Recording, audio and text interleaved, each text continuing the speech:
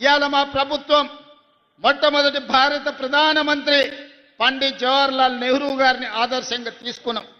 ఆనాడు వారు అన్నారు, ఈ దేశం విద్య లేకపోవడం, ఈ దేశం ఆకలి కేకల్లో చనిపోతుంది, నిరక్షరాస్యత వల్ల ప్రపంచంతో పోటీ పడలేకపోతున్నాం, అందుకే ఎడ్యుకేషన్ అండ్ ఇరిగేషన్ నా పాలసీ అని పండిత్ జవహర్లాల్ నెహ్రూ గారు చెప్పారు.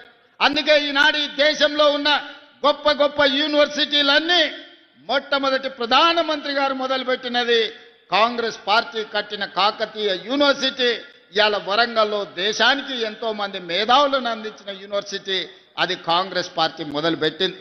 ఇవాళ ప్రాజెక్టులు పండిత్ జవహర్లాల్ నెహ్రూ గారు మొదలుపెట్టిన ప్రాజెక్టులు ఈ దేశంలో ఆ పక్కన బ్రాత్రానంగల్ కావచ్చు, ఈ పక్కన నాగార్జున సాగర్ కావచ్చు, అటు పక్కన శ్రీశైలం కావచ్చు, ఇవాళ కరీంనగర్